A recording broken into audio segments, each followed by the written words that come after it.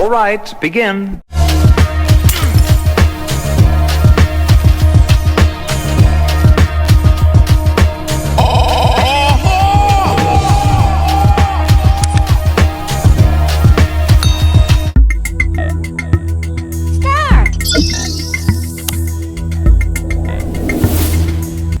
What's going on, y'all? What it is? So let's go ahead and slide on this topic, and I want to talk about the situation that transpired on yesterday where you had CashApp founder and also Android founder Bob Lee, who was unfortunately poked to the point where he actually expired in San Francisco about 2:30 in the morning.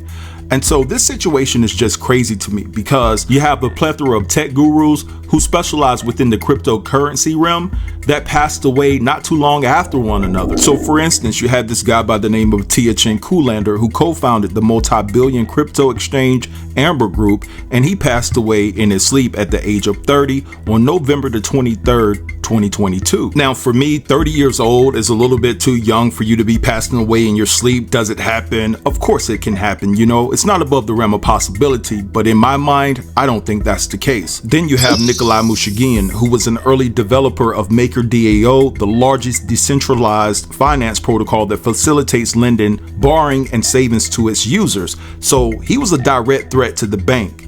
And so basically he passed away on October the 28th, 2022, right before Koolander passed away. Now, what's interesting about Nikolai passing away is the fact that he tweeted out some frantic tweet, basically accusing someone of trying to frame him. It was just off the wall and crazy. And after he tweeted that, he ended up passing away 3 or 4 days later.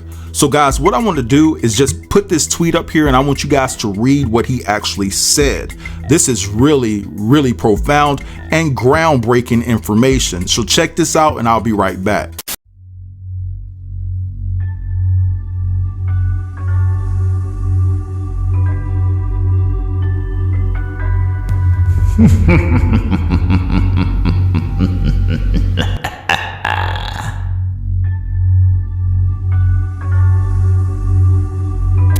Alright, so I hope you guys was able to read it. If it was too fast for you, just go back and pause it so you can read it in its entirety, alright? Because it's some really, really powerful stuff that this man tweeted out before he passed away. Now, we can't forget the Russian tycoon and businessman Vyacheslav Taran, who passed away on November the 25th, 2022 in a plane crash. Now, Taran was the co-founder of the successful and turbulent trading and investing platforms Libertex and Forex Club. Now, Taran was successful, but he did face some challenges. There were some accusations of fraud, but guess what? This man was getting so much paper, right?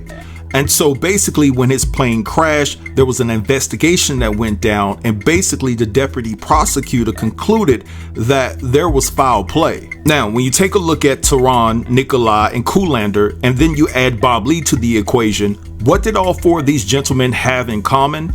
None other than the fact that they were successful Bitcoin entrepreneurs, and all four of these individuals posed a potential threat to the banking system. And so the banking system does not want any type of competition around, because what they want to do is to be able to manipulate us and control us financially. That's why we're going to a cashless system soon, and everything is going to be digital. You see, with this digital banking system that they're trying to put in place, they'll be able to track your every move. See, they can't track cash, and that's the reason why they're going away from a cashless system, because they want to be able to control us. So y'all, I'm telling y'all, you better get ready, because the common goal for this government, right, and worldwide, is to become a dictatorship. Now, as it pertains to Bob Lee and CashApp was valued at $40 billion, right? And he also was serving as the chief product officer at Mobile Coin. So it sounds like to me that Bob was a force to be reckoned with within the cryptocurrency realm. Now, it's been said where Bob was poked several times and ended up stumbling and succumbing to his injuries